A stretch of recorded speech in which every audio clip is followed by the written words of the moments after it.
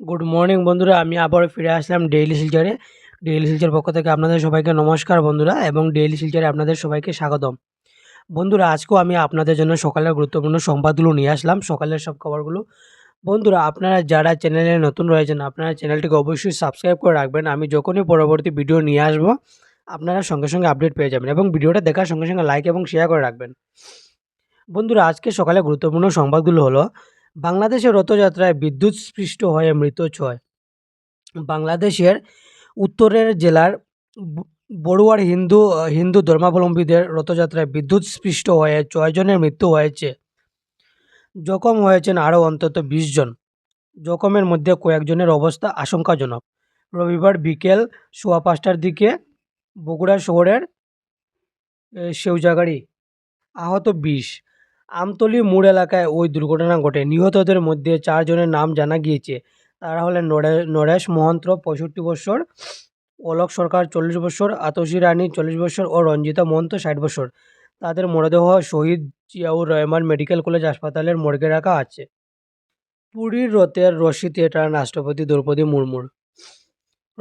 রথযাত্রা ভক্তদের উপচে পড়া ভিড়। পুরীর রথে লোকারণ্য। রথযাত্রা ঘিরে আইনপুরীতে রবিবার বিকেলে রথযাত্রা শুরু হতেই তীব্র বিশৃঙ্খলা দেখা দেয়। রথের রশি ধরার জন্য হুড়োহুড়ি পড়ে যায় এক পুণ্যার্থীর মৃত্যু হয়েছে। এছাড়া পদপিষ্টের মতো পরিস্থিতি তৈরি হয়। স্থানীয় সূত্রে খবর, ভিড়ে দমবন্ধ হয়ে মৃত্যু হয়েছে ওই ব্যক্তির। এছাড়া প্রবল গরম ও আর্দ্রতার কারণে অসুস্থ হয়ে পড়েন ৩০০-র বেশি মানুষ। তাদের হাসপাতালে নিয়ে গিয়ে প্রাথমিক চিকিৎসা করানো হয়। শেষ খবর পাওয়া অনুযায়ী হাসপাতালে ৫ জনকে ভর্তি করানো হয়েছে। হুড়োহুড়িতে মৃত্যু ভক্তের, আহত বহু। ঘটনার পরই ভিড় নিয়ন্ত্রণ করতে উদ্যোগ নেয় পুলিশ প্রশাসন। প্রতিবারের মতো এবারেও রথযাত্রা ঘিরে বিগত কয়েকদিন ধরে উৎসাহ উদ্দীপনায় মেতে ওঠেন পুরী তথা ওড়িশাবাসী। পশ্চিমবঙ্গ থেকেও রথযাত্রা উপলক্ষে বহু পুণ্যার্থী ভিড় জমিয়েছিলেন সেখানে। বিদেশ থেকেও রথযাত্রা দেখতে এসেছিলেন বহু মানুষ। এই পরিস্থিতিতে রবিবার রাষ্ট্রপতি দ্রৌপদী মুর্মুর উপস্থিতিতে শুরু হয় রথযাত্রা। আজ রাশিয়ায় প্রধানমন্ত্রী মোদি চিন্তায় আমেরিকা।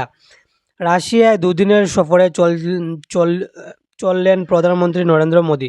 সোমবার মস্কো পৌঁছবেন তিনি। রাশিয়া ইউক্রেন যুদ্ধ শুরুর পর এই প্রথম মস্কো যাচ্ছেন মোদি।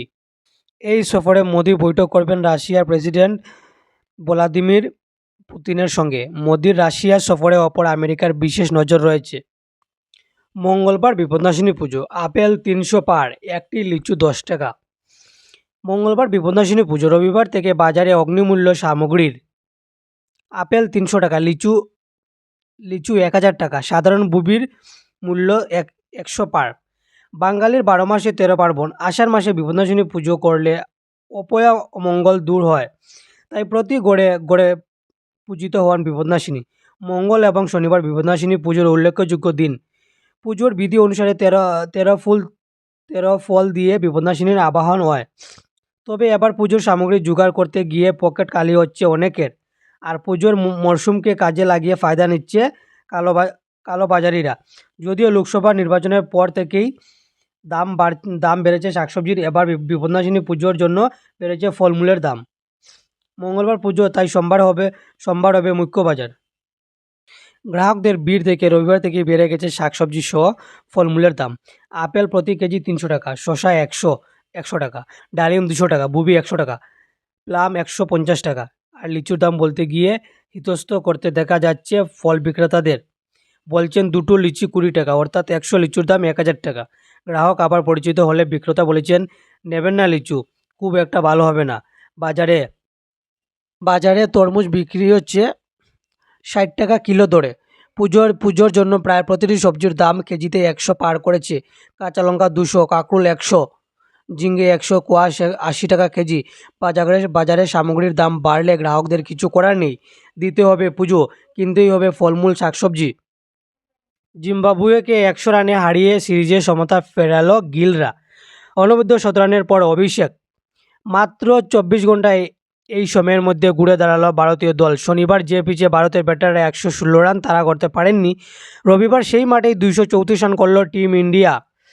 অনবদ্য অভিষেক শর্মা আন্তর্জাতিক টি-20 ক্যারিয়ারে নিজের দ্বিতীয় ম্যাচে শতরান করলেন তিনি। ৭৭ রান করলেন ঋতুরাজ গায়কোয়াড়। 48 রানের জুড়ো ইনিংস খেলেন রিঙ্কু সিং। দাপট দেখালেন ভারতের বোলাররাও। জিম্বাবুয়ে ব্যাটাররা বুঝতেই পারলেন না কীভাবে রান তারা করবেন। 100 রানের বিশাল ব্যবধানে দ্বিতীয় ম্যাচ জিতে সিরিজে সমতা ফেরাল ভারত। মাত্র 13 বলে 50 থেকে 100 রানে পৌঁছলেন অভিষেক। পরপর 3 বলে 3টি ছক্কা মেরে মাত্র 44 বলে 17 রান করলেন তিনি। ভারতের হয়ে অভিষেকের পর সবচেয়ে কম ইনিংসে 17 রান করলেন আইপিএলেও। নজরকাড়া ব্যাটার, 7টি 4 ও 8টি ছক্কা মারেন তিনি। যদিও পরের বলেই আবার ছক্কা মারতে গিয়ে আউট হন অভিষেক। দুজনের মধ্যে 137 রানের জুটি হয়।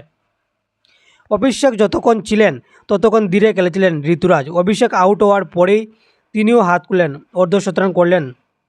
তারপরে ঋতুরাজেরও রান তোলার গতি বাড়ল, তবে তিনি ছক্কার থেকে বেশি চার মারছিলেন।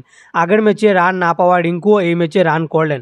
দেখে মনে হচ্ছিল 24 ঘন্টায় বুঝি পিচ পুরোটাই বদলে গিয়েছে। তৃতীয় উইকেটে 87 রানের জুটি বাঁধলেন তারা। দুই ব্যাটারের দাপটে 20 ওভারে 2 উইকেট হারিয়ে 234 রান করল ভারত। ঋতুরাজ 47 বলে 77 ও রিঙ্কু 22 বলে 48 রান করে অপরাজিত থাকেন। ঋতুরাজের 11টি 4 ও 1টি ছক্কার পাশাপাশি রিঙ্কু 2টি 4 ও 5টি ছক্কা মারেন। জিম্বাবুয়ের কোনো বোলারকে রেহাত করেনি তারা। শেষ 10 ওভারে 160 রান করে ভারত, সেখানেই জিম্বাবুয়ের দৌড়াচুয়ার বাইরে চলে যায় খেলা। সবাইকে ধন্যবাদ বন্ধুরা, আমি আবার আপনাদের জন্য পরবর্তী ভিডিও নিয়ে আসবো।